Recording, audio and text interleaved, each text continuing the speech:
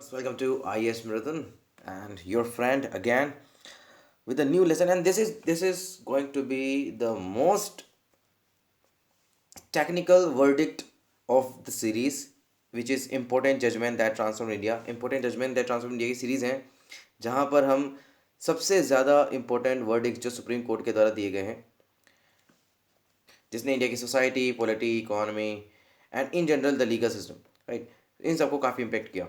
तो इस सीरीज़ में हम अभी तक 18 जजमेंट्स कंप्लीट कर चुके हैं।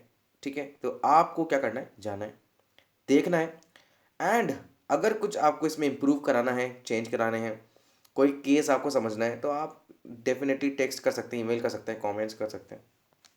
But in return we want, yes, we charge fee of, not in cash or not in any monetary terms, but in kind। हमको आप फ़ी पे करें सब्सक्राइब करके और लोगों को हमारे इनिशिएटिव के बारे में बता करके, और अगर पसंद आता है ना तो लाइक करना, बिकॉज यूट्यूब की एल्गोरिदम इस तरीके से है ना कि जब तक लाइक नहीं करोगे ना,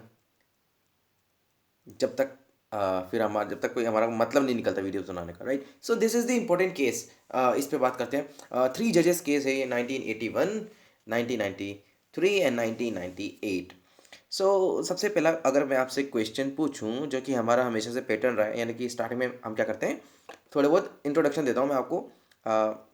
introduction before the introduction, right. हम यहाँ पे कुछ क्वेश्चन पूछते हैं कि इन द एंड जब हम लेक्चर खत्म करेंगे इन क्वेश्चंस का आंसर आपको मिल जाएगा, राइट। फिर हम बात करते हैं इंट्रोडक्शंस की, देन हम बैकग्राउंड देखेंगे, है ना, and what are the legal questions and arguments क्या हैं एस पी इन केसेस के, फिर जजमेंट्स क्या आया, इंपॉर्टेंस क्या रही उनकी और इम्पैक्ट क्या हुआ, है ना। तो हम ये सब इसके अंदर देखते हैं। तो आई होप आपने पुराने केसेस को, केस नंबर 18 तक सारे केसेस देखे होंगे। These are actually very important verdicts, आप सबको पता होना चाहिए, राइट। सो अगर मैं आपसे एक क्वेश्चन पूछूं, हाउ द जजेस of supreme court be selected, यानी कि सुप्रीम कोर्ट के जजेस को कौन सिलेक्ट करता है, कैसे उनका सिलेक्शन होता है, राइट। सेकंड, क्या ये जजेस अपने आप ही, ये जो कोर्ट है अपने आप ही जजेस को अपॉइंट कर लेते हैं क्या? हाँ, ये जो सुप्रीम कोर्ट है अपने जजेस को खुद ही अपॉइंट कर लेती है, या फिर हाई कोर्ट, या फिर कोई बॉडी है अलग से जुडिशियल अपॉइंटमेंट्स के लिए, है। तो इस वाले वर्डिक्ट के अंदर हमको देखना है कि कॉलेजियम सिस्टम को इवॉल्व किया गया by supreme court, and 3 judgments हैं। ठीक है, तो पहला जो केस है, अच्छा अभी मैंने उसको आगे मेंशन किया हुआ है, वहाँ पर मैं आपको पढ़ के बताऊंगा। तो ये जो इंपॉर्टेंट जजमेंट्स है ना तीनों, इसने क्या किया, जो जुडिशियल इंडिपेंडेंस है उसको प्रिजर्व किया डेफिनेटली, और जो जुडिशियल इंडिपेंडेंस है उसको बेसिक स्ट्रक्चर डॉक्ट्राइन का पार्ट बताते हुए केशवानंद भारती केस के अंदर जो हमने डिस्कस किया है, लिंक डिस्क्रिप्शन में है, केशवानंद भारती केस तो ज़रूर देख ही लेना, है ना। तो judicial independence is a part of basic structure, और उसको चेंज नहीं किया जा सकता। So this is the case number 19, and let's begin. तो सबसे पहले तो आपको पता होना चाहिए कि कॉन्स्टिट्यूशन में कॉलेजियम सिस्टम के बारे में कुछ भी लिखा हुआ नहीं है ना। तो सुप्रीम कोर्ट के, हाई कोर्ट के जजेस किस तरीके से अपॉइंट किए जाएंगे, है ना, उनका ट्रांसफर किस तरीके से होगा, तो ये सब रिकमेंड करता है collegium system, right. So presently अगर हम बात करें तो ये वाले जो सिस्टम है वो इवोल्व हुआ है 3 केसेस के बाद, है ना। और वो केसेस क्या है, पहला है SP Gupta versus president of India and others 1981 का केस है, very important. Advocate on records association versus union of India 1993 and special reference case 1998। बिल्कुल भी हेक्टिक होने की जरूरत नहीं है। इन द एंड केस खत्म होते होते, लेक्चर खत्म होते होते आपको ये सब याद हो जाएंगे डेफिनेटली, जब आप बैकग्राउंड्स को समझेंगे, वर्डिक्स आप उसको समझेंगे, राइट। एंड कलेक्टिवली इन तीनों केसेस को क्या बोलते हैं, 3 जजेस केसेस। सो बैकग्राउंड बैकग्राउंड समझना काफ़ी ज़रूरी है ना। तो देखो 18 मार्च 1981 को क्या हुआ था, 1981 की बात है, 1981 की बात है मार्च की, कि शिव शंकर मेनन उस टाइम पे, I mean Shri Shiv Shankar not Menon, ये लॉ मिनिस्टर थे इंडिया के, है ना, उस टाइम पे। इन्होंने एक सर्कुलर इशू किया था, और गवर्नर ऑफ पंजाब और जो पूरे चीफ मिनिस्टर्स थे ना अदर स्टेट्स के, उनको एड्रेस करते हुए बात कही थी। और इस सर्कुलर के अंदर इसका ऑब्जेक्टिव ये था कि नेशनल इंटीग्रेशन किया जाए, जो कॉम्बैट और नैरो पैरोकियल टेंडेंसीज हैं उनको कॉम्बैट किया जाए, यानी कि जो कास्ट किनशिप है ना, और जो लोकल लिंक्स और एफिलिएशन होते हैं उससे ऊपर उठकर हमको यहाँ पर काम करना चाहिए। तो इसको अचीव करने के लिए क्या किया जाए फिर, तो इस सर्कुलर के अंदर ये मेंशन था कि 1/3 ऑफ द जजेस होंगे ना हाई कोर्ट के, वो आउटसाइड द स्टेट होंगे, यानी कि जिस स्टेट का हाई कोर्ट है उसके, उस स्टेट में से, उस स्टेट में 1/3 ऑफ द जजेस होंगे आउटसाइड द स्टेट होंगे, राइट। लेकिन इतना आसान तो था नहीं। अब ये जैसे ही सर्कुलर जनरेट हुआ, काफ़ी ज़्यादा कंट्रोवर्सी और हीटेड कंट्रोवर्सी ओरिजिनेट होना स्टार्ट हो गई, है ना। काफ़ी सारे जो बार एसोसिएशंस थे अक्रॉस द कंट्री, उन सब ने रेजोल्यूशन पास करना स्टार्ट किया। उन्होंने कहा, उन्होंने कंडेम किया इस तरीके के सर्कुलर को। ये कहते हैं कि जुडिशियल इंडिपेंडेंस को सबवर्सिव, यानी कि उसको दमन करने की आप कोशिश कर रहे हैं। एंड गवर्नमेंट से कहा कि आप इस सर्कुलर लेटर को वापस से विड्रॉ करो। तो 8 रिट पिटिशंस यहाँ पर डाली गई, 8 writ petitions different different high courts में, डिफरेंट डिफरेंट पीपल के द्वारा, राइट। एंड इन्होंने ये चैलेंज किया कि ये सर्कुलर की कॉन्स्टिट्यूशनल वैलिडिटी क्या है, राइट, उसको चैलेंज कर दिया। एंड ये जो सेंट्रल गवर्नमेंट के द्वारा हाई कोर्ट में जजेस को, एडिशनल जजेस को अपॉइंट करने की जो प्रैक्टिस थी ना, और या फिर हाई कोर्ट के जजेस को ट्रांसफर करने की जो प्रैक्टिस है, उसको चैलेंज कर दिया इन लोगों ने। अब यहाँ पे बात करते हैं पहले केस, जो हमारे एसपी गुप्ता हैं, जो हमारा पहला केस है, राइट। तो एसपी गुप्ता ये एक्चुअली हाई कोर्ट के एक एडवोकेट थे, हाई कोर्ट ऑफ इलाहाबाद के, और वन ऑफ द पिटिशनर्स भी थे। अब देखो यहाँ पर एक कॉन्स्टिट्यूशनल खेल क्या क्या खेला जाता है। बॉम्बे हाई कोर्ट में एक रिट पिटिशन फाइल की गई, है ना। तो उसमें रिस्पोंडेंट नंबर 1 थे आपके लॉ मिनिस्टर उस टाइम के, एंड सेकंड रिस्पोंडेंट था गवर्नमेंट ऑफ इंडिया। अब इन लोगों ने क्या किया कि जो बॉम्बे हाई कोर्ट का रिट पिटिशन था ना, उसको ट्रांसफर पिटिशन में डाल के सुप्रीम कोर्ट में ट्रांसफर कर दिया, है ना। और ये लीगल था because under article 139A of the constitution allow करता है। तो इससे हुआ क्या, जो अदर पिटिशंस थी ना, वो या तो विड्रॉ होगी या फिर उनको सुप्रीम कोर्ट में ट्रांसफर कर दिया गया। अब देखो होता क्या है, यहाँ पर सुप्रीम कोर्ट में बात चली गई। अब 7 जजेस बेंच यहाँ पर बैठती है, 7 जजेस की बेंच बैठती है। अब इन्होंने क्या किया, इन्होंने कहा कि जो CJI की हम बात कर रहे हैं ना, कि उनकी प्राइमेसी रहेगी जुडिशियल अपॉइंटमेंट में रिकमेंडेशन देने की, या फिर किसी भी जज का ट्रांसफ़र करने के लिए। लेकिन इसको रिफ्यूज़ किया जा सकता है बाय द गवर्नमेंट, लेकिन उसके लिए कोजेंट रीजन चाहिए। कोजेंट रीजन का मतलब होता है ठोस सबूत, ठोस कारण, राइट। सो ओवरऑल इसने किया क्या, इसने executive primacy they the over the judicial primacy. अब इतने आसानी से लोग तो बैठने वाले थे नहीं। इस जजमेंट को कि कहा, बहुत ज़्यादा क्रिटिसाइज़ किया गया, वाइडली क्रिटिसाइज़ किया गया, एंड कहा गया कि ये इंडिपेंडेंस ऑफ जुडिशरी का वायलेशन है, एंड जो कि अपने आप में बेसिक फीचर है कॉन्स्टिट्यूशन का, केशवानंद भारती केस के अकॉर्डिंग भी। ठीक है, यहाँ तक समझ में आ गया आपको। हमने बात करी 1981 वाले इंसिडेंट की। अब 1993 में क्या होता है सडनली, मतलब सडनली नहीं, सुप्रीम कोर्ट में काफ़ी सारी वैकेंसीज होती है ना। तो एक रिट पिटिशन वहाँ पर डाली गई against the this controversial judgment of SP Gupta case. Controversial तो सही लेकिन काफ़ी साल हो गए थे, 10 साल बाद यहाँ पर पिटिशन डाली गई। एंड इसमें कहा गया कि जो ये वैकेंसीज है ना हायर जुडिशरी में, इसको फुलफिल किया जाए। और इस वाले वर्डिक्ट को बोला गया जो आपके supreme court advocates on records association versus union of India, ये सेकंड जजेस केस है, आप इतना याद रखो, ये सेकंड जजेस केस है। एंड इसमें 2 क्वेश्चंस मेनली इंक्लूड थे। पहला क्वेश्चन ये था कि सॉरी, पहला क्वेश्चन ये था कि जो CJI का ओपिनियन होगा ना, उसको प्राइमेसी दी जाएगी with regard to the appointment of the जजेस to the supreme court and high courts, and जो ट्रांसफर किया जाएगा हाई कोर्ट जजेस का और चीफ जस्टिस का। ठीक है, तो इसमें CJI का प्राइमेसी रहेगा ओपिनियन का। Second, justiciability of these matters including the matter of fixation of the जज स्ट्रेंथ, यानी कि जो जज की स्ट्रेंथ रहेगा ना वेरियस हाई कोर्ट्स में, उनका एक ठोस जस्टिशिएबल नेचर होना चाहिए। तो ये 2 बात कही गई। अब सुप्रीम कोर्ट ने इन दी एंड बोल दिया कि जो सुप्रीम बेसिकली जो चीफ जस्टिस ऑफ इंडिया हैं, उनका अपॉइंटमेंट एंड ट्रांसफर ऑफ जजेस के केस में रोल जो है वो प्राइमल इन नेचर है, राइट। लेकिन जो चीफ जस्टिस ऑफ इंडिया है ना, उनको 2 सीनियर मोस्ट जजेस सुप्रीम कोर्ट के उनके व्यूज़ को कंसिडर करना पड़ेगा एंड उनको अकाउंट में लेना पड़ेगा, है ना। तो यहाँ पर 2 सीनियर मोस्ट जजेस की बात यहाँ पर कही गई पहली बार।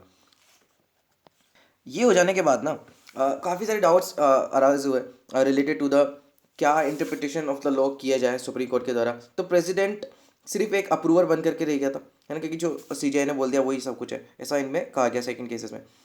लेकिन अंडर आर्टिकल 143 जो कॉन्स्टिट्यूशन है, इसकी पावर को एक्सरसाइज करते हुए प्रेसिडेंट ने स्पेशल रेफरेंस मांगा सुप्रीम कोर्ट से 1998 में।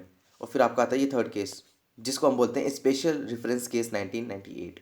ठीक है, तो मैंने तीनों केसेस की आपको क्रोनोलॉजी पूरी समझा दी है ना, स्टार्टिंग फ्रॉम 1981 टू 1998। अब हम देखते हैं सबसे पहले कि जो फर्स्ट केस है, यस, हमारा एसपी गुप्ता केस, उसके अंदर क्या आर्ग्यूमेंट्स दिए गए। अब ये जो आर्ग्यूमेंट्स दे रहा हूँ ना बहुत ज़बरदस्त है, सारे सेंसेस ओपन कर लो, ध्यान से सुनना। सबसे पहली बात, पिटिशनर्स ने चैलेंज किया कि जो वैलिडिटी है सर्कुलर की, अभी हमने सर्कुलर लेटर की बात की थी, है ना, उस टाइम पे जो लॉ मिनिस्टर है उन्होंने इशू किया कि जो एडिशनल जजेस हैं हाई कोर्ट में, टू गिव देयर, वो कंसेंट देंगे for the appointment of the जजेस आउटसाइड द स्टेट, है ना। इन्होंने ये आर्ग्यू किया कि इस तरीके का कंसेंट अगर हम लेंगे तो सीजीआई ऑफ हाई कोर्ट और गवर्नर ऑफ द स्टेट, वो एक इल्यूजरी और एम्प्टी फॉर्मेलिटी रह जाएगी, यानी कि इनसे पूछना मतलब का नहीं रहेगा कुछ भी, एंड सिर्फ फॉर्मेलिटी रह जाएगी। इस तरह की प्रैक्टिस जो है वो सर्कुलर के अंदर मेंशन है। अब देखो, ये जो कंटेंशन था, ये जो सर्कुलर के अंदर मेंशन किया गया ये वाला प्रोविजन अपॉइंटमेंट का और कंसेंट का, ये एक थ्रेट था एडिशनल जजेस के ऊपर। यानी कि अगर एडिशनल जजेस जो अपना कंसेंट है इन एडवांस देंगे, राइट, तो आई मीन अगर नहीं दे पाते हैं तो, एंड अपना नाम ना दे करके किसी अदर स्टेट का जजेस का नाम देते हैं, तो ये तो उन्हीं पे थ्रेट होगा ना, क्योंकि उनको परमानेंट जज बनना है, क्योंकि ये तो एडिशनल है ना, ये तो एडिशनल है, इनका एक बार एक्सपायरेशन खत्म हुआ और खत्म इनका office. On the other hand, जो रिस्पोंडेंट है इस केस के अंदर, उन्होंने कहा कि पिटिशनर्स का तो कोई लोकस स्टैंड ही नहीं बनता है इस केस के अंदर, यानी कि उनका कोई अथॉरिटी नहीं है इसको जज इसको अ, इस तरीके की पिटिशन फाइल करने का। तो इसके अंदर ये आर्ग्यू किया गया कि जो ट्रांसफर होता है ना जजेस का from one high court to another high court, अभी भी किया गया था, जैसे बहुत से जजेस जो है चीफ जस्टिस हुए, जज हुए, रिज़ाइन कर देते हैं वो, क्योंकि अगर उन्हें मद्रास हाई कोर्ट से उठा करके आसाम हाई कोर्ट डाल दो आप, गुवाहाटी हाई कोर्ट, तो वो बेसिकली इसको डिमोशन मानते हैं, है ना, ये उनके रीजंस हैं। ठीक है, तो हाई जुडिशरी में भी तगड़ी टसल चलती है ना, कभी नोटिस करना न्यूज़पेपर में। तो उन्होंने कहा कि अगर एक हाई कोर्ट से दूसरा हाई कोर्ट में जाते हैं ना, तो उनका जो ऑफिस है ना वो वेकेंट हो जाता है, यानी कि वहाँ पर फ्रेश अपॉइंटमेंट किया जाना चाहिए। इन अदर वर्ड्स अगर हम कहें कि अगर इनका ट्रांसफ़र किया जाएगा ना तो इन्हीं के कंसेंट से होगा, जैसे कि इनको फर्स्ट अपॉइंटमेंट के टाइम पे क्या लाया गया था हाई कोर्ट में। एंड जो रिस्पोंडेंट थे उन्होंने ये भी कहा कि ऐसा पॉसिबल ही नहीं है कि कोई जज फंक्शन कर रहा है विदाउट टेकिंग एन ओथ, है ना। तो अगर एक ट्रांसफर्ड जज एक फ्रेश ओथ लेता है, then it is urged that the order of transfer would become a fresh appointment, जिसके अंदर उसकी कंसेंट भी तो होगी ना। एंड ये नेसेसरी इंप्लीकेशन है, यानी कि जज का ट्रांसफर में उसकी कंसेंट होना इंपॉर्टेंट है, और ये मेंशन किया गया अंदर आर्टिकल 217 क्लोज 1। अब जजमेंट सुनो भाई, इसके अंदर का आपका जजमेंट और आर्ग्यूमेंट देखो, सुन आप शॉक हो जाओगे। पहली बात तो ये कि सुप्रीम कोर्ट ने इसके अंदर रिट पिटीशन काफ़ी ज़्यादा डाली गई थी ना, सुप्रीम कोर्ट ने स्ट्रक डाउन कर दिया जो सर्कुलर इशू हुआ था 1981 में टोटली, और कहा गया कि ये जुडिशल इंडिपेंडेंस को इम्पीच कर रहा है और हैम्पर कर रहा है। सो और ये आर्टिकल 2221 एंड आर्टिकल 14 को वायलेट भी कर रहा है। सुप्रीम कोर्ट ने लिटरल मीनिंग दिया कंसल्टेशन वर्ड को, और कहा कि जो आर्टिकल 124 है और 217 के अंदर मेंशन्ड है consultation word, right. So the court took the view that कि सीजीआई का ओपिनियन जो रहेगा ना वो मेयरली कंसल्टेटिव रहेगा, है ना, और फाइनल डिसीजन है अपॉइंटमेंट से रिलेटेड जजेस का वो एग्जीक्यूटिव पर छोड़ दिया इन लोगों ने। ठीक है, बात करते हैं जो आर्ग्यूमेंट सेकंड केसेस में दिए गए। सेकंड केस आपका जो एडवोकेट और रिकॉर्ड एसोसिएशन केस है, इसका बैकग्राउंड मैं आपको समझा चुका हूँ, राइट। सो फिर से रिपीट कर देता हूँ कि 1981 का जो ये वर्डिक्ट था उसको चैलेंज किया गया था, रिट पिटीशन डाला गया था 1993 में, एंड इसमें कहा गया था जो एसपी गुप्ता केस है उसमें आर्टिकल 50 ऑफ इंडियन कॉन्स्टिट्यूशन, जो कि इतना इम्पोर्टेंट आर्टिकल है, उस पर कोई ध्यान नहीं दिया गया। आर्टिकल 50 यहाँ पर मैंने लिखा हुआ है, देखो इसका मतलब है separation of judiciary from executive, यानी कि सेपरेशन ऑफ द पावर्स, यानी कि जुडिशरी का एग्जीक्यूटिव में इसका सेपरेशन रहना चाहिए, ओके। एंड स्टेट की रिस्पॉन्सिबिलिटी है कि वो जुडिशरी को एग्जीक्यूटिव से सेपरेट रखने के लिए कुछ स्टेप्स लें, राइट। एंड इसमें यह भी कहा गया इस वाले केस के अंदर कि जो एसपी गुप्ता केस है उसका जो वर्डिक्ट आया ना उसमें आर्टिकल 50 पर कोई ध्यान नहीं दिया गया। इससे होने वाला जो इम्पैक्ट और कॉन्सिक्वेंसेज है अंडर आर्टिकल 124 एंड 217, आपको बताया कि आर्टिकल 124 क्या है, अपॉइंटमेंट ऑफ जजेस इन सुप्रीम कोर्ट, एंड 217 रिलेटेड है अपॉइंटमेंट ऑफ जजेस इन हाई कोर्ट्स, है ना। सो ये बात थी। तो आर्टिकल 50 इन दी एंड हम कह सकते हैं कि एक ऐसा क्लिमिनेशन बन गया जो long long drawn out movement बन रहा था ना जुडिशियल इंडिपेंडेंस का, है ना, वो स्ट्रगल कर रहे थे, और जो अपॉइंटमेंट्स होगा जजेस का, तो ये उसका पूरा क्लिमिनेशन था। पिटिशनर्स बोल रहे थे कि आ, अब जो ये बेसिक स्ट्रक्चर और बेसिक फीचर है ना इंडिपेंडेंस का ऑफ जुडिशरी, इसमें जो कंसल्टेशन वर्ड दे रखा है वो मस्ट बी इक्विवेलेंट होना चाहिए कॉन्ग्रुएंस, यानी कि अगर कंसल्टेशन किया गया है चीफ जस्टिस से अपॉइंटमेंट में ट्रांसफर से रिलेटेड बातों को में, तो वो कंकरेंस होगा, यानी कि उसको हटाया नहीं जा सकता। ठीक है, तो कंसल्टेशन इज मीन्स कॉन्करेंस, ऐसा आर्ग्यूमेंट दिया गया इस वाले केस के अंदर, इस वाले advocates on records association case, जो कि सेकंड जजेस केस है। On the other hand union of India कहती है कि आर्टिकल 50 जो है वो ये विद रिगार्ड्स टू द हम कहें कि जजेस of the supreme court and high court specially appointments वाले मैटर में अवेल नहीं हो सकता, यानी कि जो अपॉइंटमेंट होगा ना सुप्रीम कोर्ट और हाई कोर्ट में, उसको आर्टिकल 50 की डेफिनेशन में इंक्लूड नहीं किया गया। ये यूनियन ऑफ इंडिया जो रिस्पोंडेंट थी उनका आर्गुमेंट था, एंड रिस्पोंडेंट यानी कि यूनियन ऑफ इंडिया, उन्होंने ये भी कहा कि अगर सीजीआई की ओपिनियन को हम प्राइमेसी दे देंगे तो आर्टिकल 124 क्लोज 2 रिडंडेंट खत्म हो जाएगा अपने आप। ये क्या है आर्टिकल 124(2)? इसके अंदर मेंशन है कि जितने भी जजेस सुप्रीम कोर्ट में अपॉइंट करेगा वो प्रेसिडेंट करेगा, है ना, by the warrant under his hand and seal in consultation with the जजेस of the supreme court and the high court.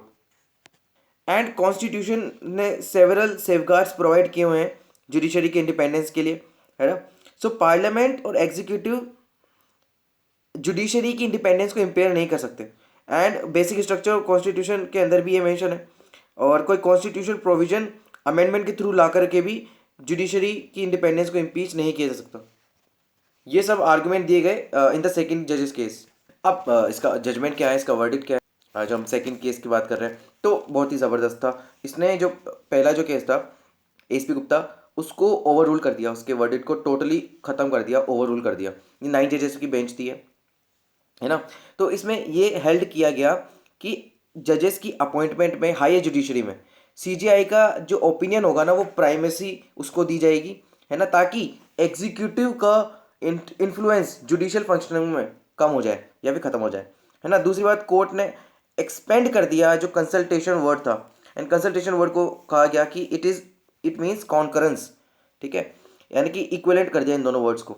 Next, supreme court ने यह भी कहा कि अपॉइंटमेंट ट्रांसफ़र रिलेटेड जो जजेस के जो मैटर्स हैं उनमें चीफ जस्टिस ऑफ इंडिया का रोल प्राइमल रहेगा, and chief justice of India 2 senior most जजेस सुप्रीम कोर्ट के उनसे कंसल्ट करके ये सब डिसीजंस लेगा, and then they will recommend to the government, फिर प्रेसिडेंट उसका ट्रांसफ़र कर देते हैं या फिर अपॉइंट कर देते हैं। अब इसके अंदर कॉन्स्टिट्यूशनल क्वेश्चंस क्या अराइज हुए हैं स्पेशल रेफरेंस केस 1998 में, हम बात करते हैं थर्ड केस की। तो आर्टिकल 143 जिसमें प्रेसिडेंट कुछ क्वेश्चन पूछते हैं सुप्रीम कोर्ट से। आर्टिकल 143 क्या है? आर्टिकल 143 के बेस अंदर कॉन्स्टिट्यूशन ऑथराइज करता है प्रेसिडेंट को कि वो ओपिनियन ले सकता है सुप्रीम कोर्ट की 2 कैटेगरीज में। किस पहला, कोई भी लॉ से रिलेटेड बात हुई, है ना, और दूसरा कोई भी पब्लिक इंपॉर्टेंस की अगर बात आती है, ठीक है, राइट। सो इसके अंदर सुप्रीम कोर्ट से कुछ क्वेश्चन पूछे प्रेसिडेंट ने, जैसे कि आर्टिकल 217 क्लोज 1 और 221 क्लोज 1 हमने डिस्कस किया इसको। क्या प्लूरलिटी ऑफ द जजेस की ओपिनियन मैटर करता है कंसल्टेशन में, या फिर सीजीआई सोल इंडिविजुअल ओपिनियन रखता है इसके अंदर, है ना, इस तरीके की बातें। दूसरे, जो ट्रांसफ़र किया गया जजेस का वो जुडिशली रिव्यूएबल है क्या, रिव्यू कर सकते हैं क्या उसका हम, है ना। थर्ड, जैसे कि आर्टिकल 124(2) अभी लास्ट में डिस्कस किया था, आर्टिकल 124(2), है ना, यहाँ पर आप देख सकते हैं, ये रहा। ये अलाउ करता है क्या सुप्रीम कोर्ट को, जो चीफ जस्टिस है, सिर्फ 2 सीनियर मोस्ट जजेस से ही कंसल्ट करना, या फिर उससे भी ज़्यादा हो सकता है, ताकि वाइडर कंसल्टेशन बन सके। नेक्स्ट क्वेश्चन, क्या सुप्रीम कोर्ट का जो सीजीआई ऑफ इंडिया है, वो सोलली एक्ट करता है कि इंडिविजुअल कैपेसिटी और अदर जजेस से कंसल्टेशन करना ज़रूरी है या नहीं, इस तरह के क्वेश्चन पूछे गए। एंड जो सीजीआई अगर कोई रिकमेंडेशन देता है without complying the norms and consultation process, यानी कि सीजीआई ने अपने मन से कोई रिकमेंडेशन कर दिया गवर्नमेंट ऑफ इंडिया को, तो वो क्या गवर्नमेंट पे बाइंडिंग रहेगा क्या नहीं रहेगा। तो अब भैया वर्डिक्ट सुन लो, जजमेंट सुन लो, ज़बरदस्त है, इन पॉइंट्स लिखा है, ईजी होगा टू लर्न। देखो 2 बार देखोगे जिसमें याद हो जाएगा आपको, अच्छे से समझो, बस बैकग्राउंड आपका बहुत अच्छा क्लियर होना चाहिए, जो कि मैं समझा चुका हूँ लेक्चर के स्टार्टिंग में ही, है ना। तो अब इसको समझो, स्पेशल रेफरेंस केस यानी कि जो थर्ड केस है 1998 का, इसके अंदर सुप्रीम कोर्ट ने क्या वर्डिक्ट सुनाया। सबसे पहले जो पहला क्वेश्चन था कि जो कंसल्टेशन वर्ड है, article 2171 and 222 clause 1 of the constitution, तो उसमें जो कंसल्टेशन है chief justice of India, basically expression उसके अंदर मेंशन किया गया है चीफ जस्टिस ऑफ इंडिया का कंसल्टेशन। तो क्या ये सिर्फ चीफ जस्टिस ऑफ इंडिया का कंसल्टेशन है, ये वाला आर्ग्यूमेंट आया था? नहीं, इसमें सुप्रीम कोर्ट ने कहा कि नहीं, प्लूरलिटी ऑफ द जजेस का कंसल्टेशन इसके अंदर इंक्लूड है, ना कि सिर्फ चीफ जस्टिस ऑफ इंडिया का। ठीक है, तो consultation here means the plurality of the जजेस कंसल्टेशन। दूसरा वर्डिक्ट क्या आया, दूसरा इसके अंदर जो प्रोविजन है वो ये किया सुप्रीम कोर्ट ने कि जो ट्रांसफर ऑफ द जजेस किया गया उसको जुडिशियली रिव्यूएबल है क्या वो, यस किया जा सकता है, लेकिन किस एक्सटेंट पे। तो सुप्रीम कोर्ट ने कहा कि अगर chief justice of India consult नहीं करता है 4 सीनियर मोस्ट जजेस of the supreme court and जो कंसर्न हाई कोर्ट के चीफ जस्टिस है, जो कंसर्न हाई कोर्ट है उनके chief justice of the high court से कंसल्ट नहीं करते हैं, तब इसका जुडिशियली रिव्यूएबल रिव्यू किया जा सकता है। अब आती है तीसरा पॉइंट जो कि सबसे ज़्यादा इंपॉर्टेंट है।